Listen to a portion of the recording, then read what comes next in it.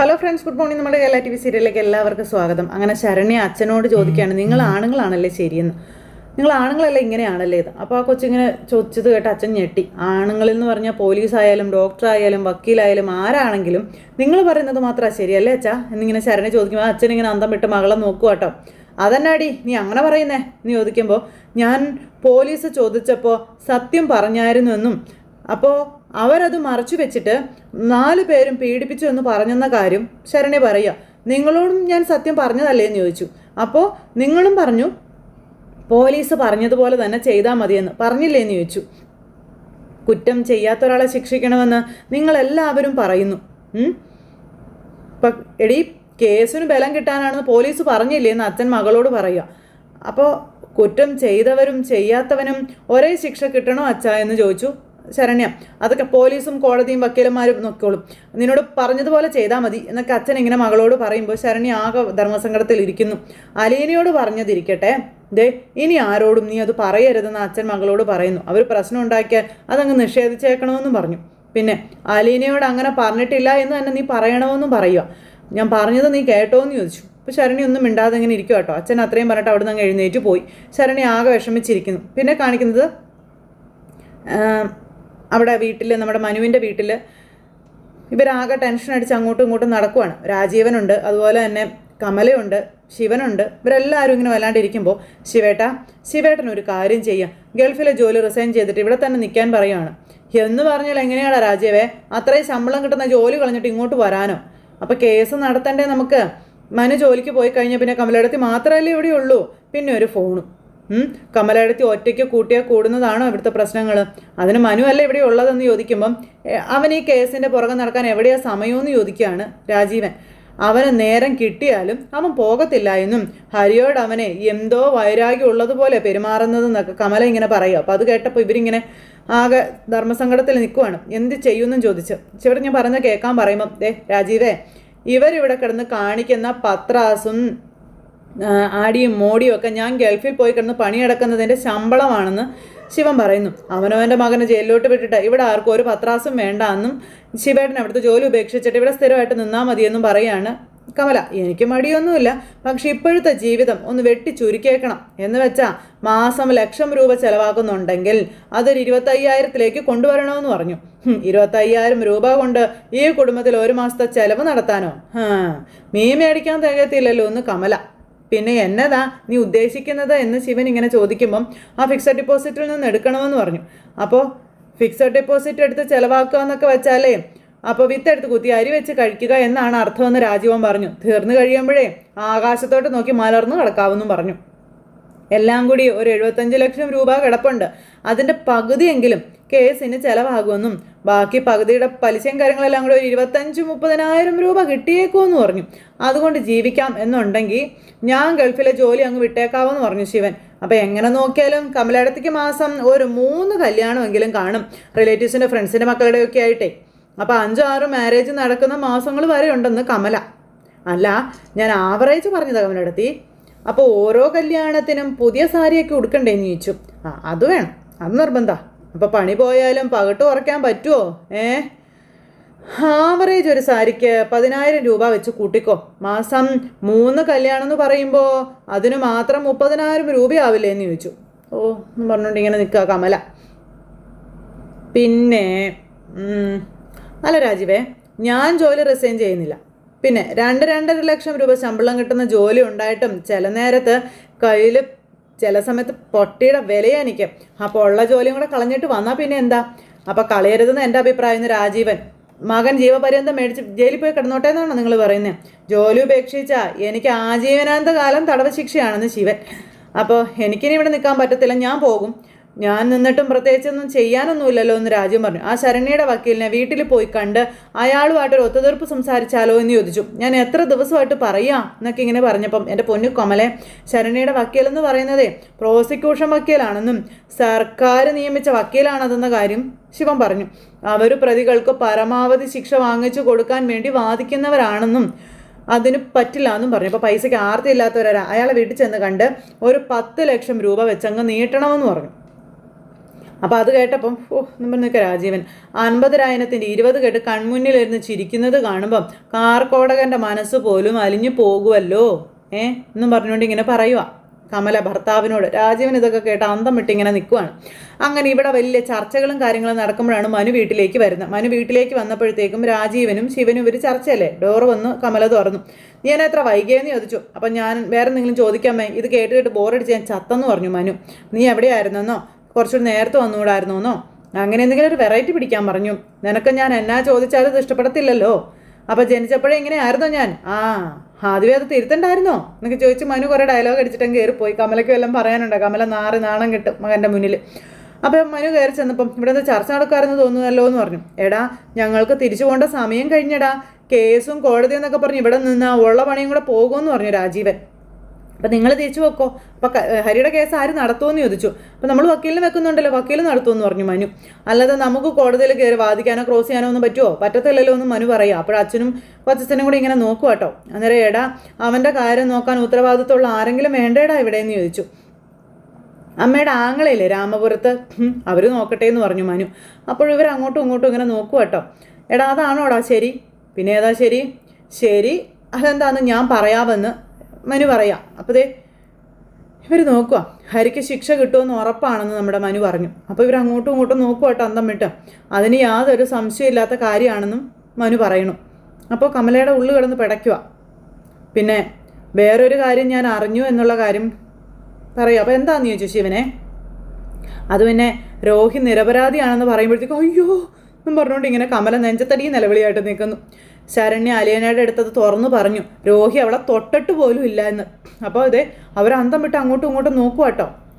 അവനിറങ്ങി ഓടിയപ്പോൾ കൂടെ ഉള്ളവന്മാർ പിടിച്ചോണ്ട് വന്ന് അവനെ അവരുടെ മുന്നിലിട്ട് അടിച്ചു. അവനെ ഒരുപാട് നിർബന്ധിച്ചു. അവൻ പേടിച്ച് വിറച്ച് കരഞ്ഞപ്പോൾ അവനെ പിടിച്ച് വലിച്ച് ബാത്റൂമിലിട്ട് അടക്കി അവന്മാർ ചെയ്തതെന്ന് പറഞ്ഞു. ഇത് കേട്ടപ്പോഴത്തേക്കും കൊച്ചച്ഛനും അച്ഛനും ആകെ ഞെട്ടി. അയ്യോ എന്നും പറഞ്ഞ് കമല ഇങ്ങനെ നിൽക്കുക.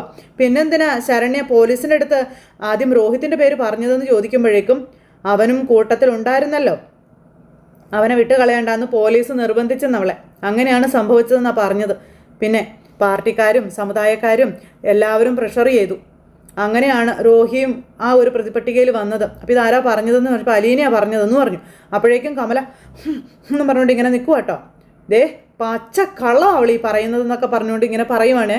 അവൾ രോഹിയെ രക്ഷിക്കാൻ വേണ്ടി കള്ളക്കഥ കെട്ടിച്ചമച്ചതാണെന്ന് പറയുമ്പം ആര് കെട്ടിച്ചമച്ചു? അലീന കെട്ടിച്ചമച്ചെന്ന് മനുവിനോട് കമല. ഇവരന്തം വിട്ട് നോക്കി നിൽക്കുക. അല്ലെങ്കിൽ അവൾ ശരണ്യെ നിർബന്ധിച്ച് കാണും ഇങ്ങനെ പറയണമെന്നുള്ളത്. അമ്മയ്ക്ക് സത്യങ്ങൾ വളച്ചൊടിക്കാനും മറച്ചു പിടിക്കാനും മാത്രമേ അറിയത്തുള്ളൂ എന്ന് മനു അന്നേരം പറഞ്ഞു. അപ്പോൾ ശരണ്യെ കോടതിയിൽ മൊഴി മാറ്റി പറയുമോ എന്ന് ശിവൻ ചോദിച്ചു. രോഹി രക്ഷപ്പെടുമോ?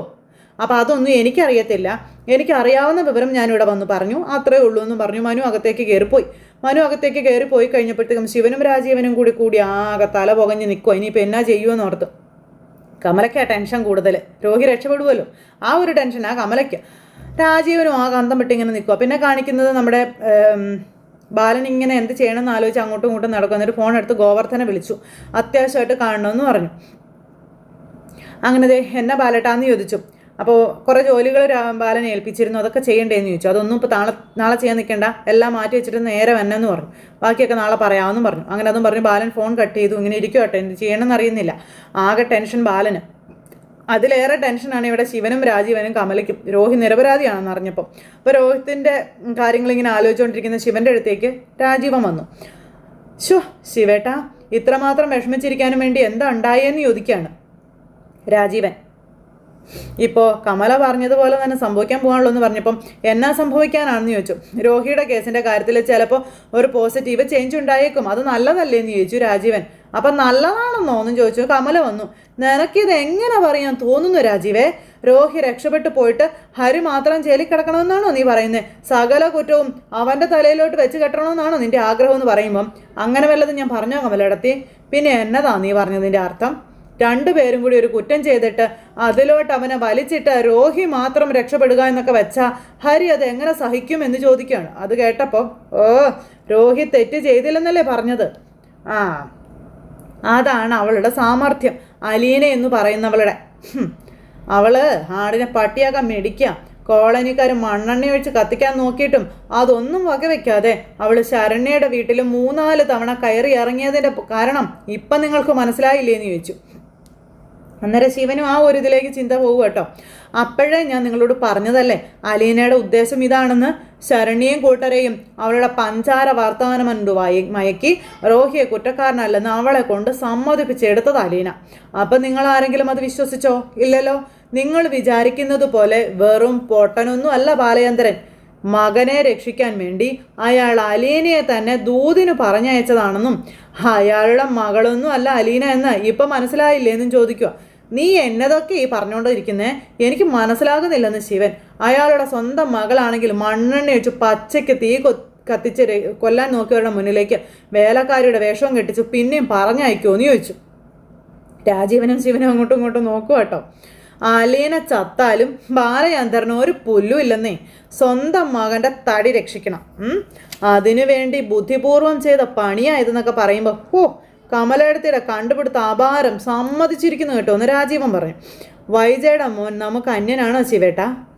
അവൻ രക്ഷപ്പെടുവോ ഇല്ലയോ എന്നൊന്നും അറിഞ്ഞൂടാ. ആ പെണ്ണ് പറയണം കോടതിയിൽ കയറി നിന്ന് റോഹി ബാലചന്ദ്രൻ എന്നെ ഒന്നും ചെയ്തിട്ടില്ല, അയാൾ നിരപരാധിയാണെന്ന്. എങ്കിൽ മാത്രമേ അവൻ രക്ഷപ്പെടാൻ പോകുന്നുള്ളൂ.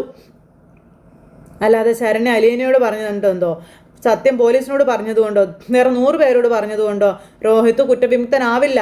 അപ്പം ആകും. അലീനയല്ലേ സാധനം. അവളാക്കി എടുക്കും, അതിനൊരു മാറ്റവും ഇല്ല എന്ന് പറഞ്ഞ് കമല നിന്ന് പറയണു. മറ്റവളെ കൊണ്ട് കോടതിയിലും പറയിപ്പിക്കും, അതിനും ഒരു മാറ്റവും ഇല്ല എന്ന് പറഞ്ഞു. അപ്പം അങ്ങനെ സംഭവിച്ചാലും സന്തോഷിക്കല്ലേ ശിവേട്ട നമ്മൾ ചെയ്യേണ്ടതെന്ന് ചോദിച്ചു. എന്ന് പറഞ്ഞുകൊണ്ട് തലയായിട്ടോ ശിവൻ എന്ന് പറഞ്ഞിരിക്കുന്നു കമല. നമ്മുടെ വൈജയുടെ മോനെങ്കിലും രക്ഷപ്പെട്ടല്ലോ എന്ന് ഓർക്കാമല്ലോ എന്ന് പറഞ്ഞു. പക്ഷെ ശിവനത് സഹിക്കാൻ പറ്റില്ല. എനിക്ക് ഒട്ടും സന്തോഷമില്ല, സന്തോഷിക്കാനേ എനിക്ക് പറ്റുന്നില്ല എന്ന് പറഞ്ഞായി കമല. അങ്ങനെ ഒരുത്തം മാത്രം രക്ഷപ്പെടണ്ട. ഹരിക്ക് കിട്ടുന്ന ഏത് ശിക്ഷയും രോഹിക്കും കിട്ടണമെന്ന് കമല ഇവിടെ നിന്ന് ഇവരോട് പറയുക. ഇത് കേട്ടപ്പോൾ രാജീവൻ അന്തം വിട്ടിരിക്കുക കേട്ടോ. അതുകൊള്ളാം, എൻ്റെ മോൻ മാത്രം ശിക്ഷ അനുഭവിച്ചോട്ടെ എന്ന് അല്ലേ? അന്നേരം ശിവേട്ടൻ ഇഷ്ടപ്പെട്ടാലും ശരി ഇല്ലെങ്കിലും ശരി ഞാൻ ഉള്ള കാര്യം മുഖത്ത് നോക്കി പറയും കേട്ടോ. രോഹി കുറ്റം ചെയ്തിട്ടില്ലെങ്കിൽ അവൻ രക്ഷപ്പെട്ടു വരണമെന്ന് പറഞ്ഞു ഈ രാജീവൻ. ഇപ്പം എനിക്ക് കാര്യം മനസ്സിലായി. ഹരിയെ അവനെ നിർബന്ധിച്ച് കൊണ്ടുപോയത് തന്നെയാണെന്ന്. ബാലചന്ദ്രൻ്റെ വീട്ടിൽ വെച്ച് അലീനയെ റേപ്പ് ചെയ്യാൻ വേണ്ടിയുള്ള പ്ലാൻ മുഴുവനും ആസൂത്രണം ചെയ്തത് ഹരിയാണെന്ന് അപ്പോൾ എല്ലാം എന്നോട് പറഞ്ഞിട്ടുണ്ടെന്നും മനു എന്നോട് എല്ലാ കാര്യവും പറഞ്ഞിട്ടുണ്ടെന്നും കുറ്റം ചെയ്തവന് കിട്ടുന്ന ശിക്ഷ കുറ്റം ചെയ്യാത്തവനും കൂടെ അനുഭവിക്കട്ടെ എന്ന് പറഞ്ഞു വരുമ്പോൾ അത് ദുഷ്ടചിന്താഗതിയാണ് കേട്ടോ ഒന്നും രാജീവൻ പറയുന്നു. കമലയ്ക്ക് അതൊന്നും അങ്ങ് പിടിക്കുന്നില്ല. അയാളാണ് അന്തം വിട്ടിങ്ങനെ ഇരിക്കുക ശിവൻ. ഞാനിതിന് കൂട്ടു നിൽക്കത്തില്ല കേട്ടോ എന്ന് പറഞ്ഞു. അല്ലെങ്കിലും നീ അലീനയുടെയും ബാലചന്ദ്രൻ്റെയും സൈഡാണെന്നേ പണ്ടേ ഞങ്ങൾക്ക് അറിയാമെന്ന് കമല. അങ്ങനെ ആണെങ്കിൽ ഇപ്പം എന്നാ വേണം? നീയും കൂടെ അങ്ങോട്ട് ചെന്ന് രക്ഷിച്ചു കൊടുക്കുക എന്നും പറഞ്ഞുകൊണ്ടായി പിന്നെ കമല. ബാലചന്ദ്രൻ നിന്റെ ചെകട അടിച്ച് പൊട്ടിച്ചതിൻ്റെ പാടൊന്നും മാഞ്ഞു പോയിട്ടില്ലല്ലോ നിന്റെ കവളത്തൂന്ന്. അന്നേരം കമലയിടത്തേക്ക് പിന്നെ അവിടെ നിന്ന് കിട്ടിയത് ഗിഫ്റ്റ് ആണല്ലോ അല്ലേ എന്ന് രാജീവൻ കമലയോട്. കമല ഇങ്ങനെ നിന്ന് ഉരുക. ശിവേട്ട നമ്മൾ മാത്രമേ ഉള്ളൂ, അതിനിയെങ്കിലും മനസ്സിലാക്കിക്കൂ എന്ന് പറഞ്ഞുകൊണ്ട് കമല ശിവന് വിഷം കുത്തിവെച്ച് കൊടുക്കുക. രാജീവൻ ഇത് കേട്ട അന്തം വിട്ടിരിക്കും. ഈ പെണ്ണുമ്പോൾ ഇത്രയ്ക്ക് വിഷമാണല്ലോ എന്നുള്ളൊരു രീതിയിലെ അതും പറഞ്ഞ് അങ്ങ് പോയി കഴിഞ്ഞു. ഒരു പക്ഷേ പോക്സോയ്ക്ക് 25 അല്ലെങ്കിൽ 50 വർഷം ശിക്ഷയൊക്കെ കിട്ടാം. അതിൽ നിന്ന് രക്ഷപ്പെടുന്നത് തന്നെ വലിയ രക്ഷപ്പെടലാണെന്ന കാര്യം പറയുവാണ് രാജീവൻ. അലീന പറഞ്ഞ ആ ശരണ്യയ്ക്ക് ചിലപ്പോൾ അവരോട് കരുണ തോന്നിയേക്കും. അപ്പോൾ ശിവൻ ഒന്നും മിണ്ടാതെ അവിടെ നിന്ന് എഴുന്നേറ്റ് പോയി. അപ്പം ശിവേട്ടാ എന്നും പറഞ്ഞുകൊണ്ട് ഇങ്ങനെ രാജീവൻ വിളിച്ചു. ഒന്നും മിണ്ടുന്നില്ല കേട്ടോ ശിവൻ. അത് കഴിഞ്ഞ് പിന്നെ കാണിക്കും നമ്മുടെ ബാലൻ ഇങ്ങനെ അവിടെ ഇരിക്കുമ്പോൾ അലീന ചായ ആയിട്ട് വന്നു. ചായ കൊണ്ടേ കൊടുത്തു. അപ്പോൾ അങ്ങനെ ചായ കുടിച്ചുകൊണ്ടിരിക്കുന്ന അച്ഛൻ്റെ അടുത്തേക്ക് നമ്മുടെ കൃഷ്ണ വന്നു. അപ്പോൾ നീ പറഞ്ഞു എന്തിനാ മടിക്കുന്നേന്ന് പറയാ അലീന. എന്താടി രണ്ടുപേരും കൂടെ ഒരു കുശുകുശുപ്പെന്ന് ചോദിച്ചു. അപ്പോൾ എനിക്ക് സ്കൂളിൽ പോകണം അച്ഛാന്ന് പറഞ്ഞു. അന്നേരം അച്ഛനിങ്ങനെ നോക്കുക. അന്നേരം പോകണം. ആരാ പറഞ്ഞു പോകണ്ടെന്ന്? നീ പോകണം. നിങ്ങൾക്ക് ധൈര്യം ഇല്ലാഞ്ഞിട്ടല്ലേ നിങ്ങൾ പോകാഞ്ഞതെന്ന് ചോദിക്കുക കേട്ടോ. അപ്പോൾ ധൈര്യം ഇല്ലാഞ്ഞിട്ടല്ല, എല്ലാവരും കളിയാക്കി ചിരിക്കുകയും കമൻസ് പറയുമല്ലോ എന്ന് ഓർത്തിട്ടാണെന്നുള്ള കാര്യം കൃഷ്ണ ഇങ്ങനെ അന്നേരം അവിടെ പറഞ്ഞു. ഇപ്പോൾ ആ പേടിയൊക്കെ മാറിയോ? ഇനി സാരമില്ല അച്ഛാ, രോഹിയേട്ടൻ കുറ്റക്കാരനല്ലെന്ന് അലീന ചേച്ചി പറഞ്ഞല്ലോ എന്ന് കൃഷ്ണ പറഞ്ഞപ്പോൾ ബാലനൊന്ന് ചിരിച്ചു. മോളെ ഇത് നമുക്ക് മാത്രമല്ലേ അറിയുള്ളൂ, നാട്ടുകാർക്ക് അതൊന്നും അറിയില്ലല്ലോ രോഹി നിരപരാധിയാണ് എന്നുള്ളത്. പിന്നെ ടീച്ചേഴ്സിന് അറിയില്ല, സ്കൂളിൽ നിന്റെ ഫ്രണ്ട്സിന് അറിയില്ല. അപ്പം നീ അവരോട് നിന്ന് രോഹി കുറ്റം ചെയ്തിട്ടില്ല എന്ന് പറഞ്ഞാൽ അവരാരും അത് വിശ്വസിക്കാനും പോകുന്നില്ല. അപ്പം അത് സാരമില്ല അച്ഛാ, പലരുടെയും കുത്തുവാക്കുകളൊക്കെ കേൾക്കേണ്ടി വരും. കളിയാക്കലും ചിരികളും ഒക്കെ കേൾക്കേണ്ടി വരുന്നു. കമൻസ് വന്നെന്നിരിക്കും. അതൊക്കെ ഫേസ് ചെയ്യാൻ നീ തയ്യാറാണോ മോളെ? അത് കേട്ടപ്പം എനിക്കിനി പേടിയൊന്നും ഇല്ല അച്ഛാന്ന് കൃഷ്ണ പറയാം. അപ്പോൾ എനിക്കും സന്തോഷമായി. അവരെന്നാ വേണമെങ്കിലും പറഞ്ഞോട്ടെ, ഞാൻ കൂളായിട്ട് നിൽക്കുമെന്ന് കൃഷ്ണ ഇങ്ങനെ ബാലനോട് പറഞ്ഞു. അപ്പോൾ ബാലൻ, ഇതുവരെ ഇല്ലാതിരുന്ന ഈ ഒരു ധൈര്യം നിനക്ക് ഇപ്പോൾ ഇവിടുന്ന് വന്നു?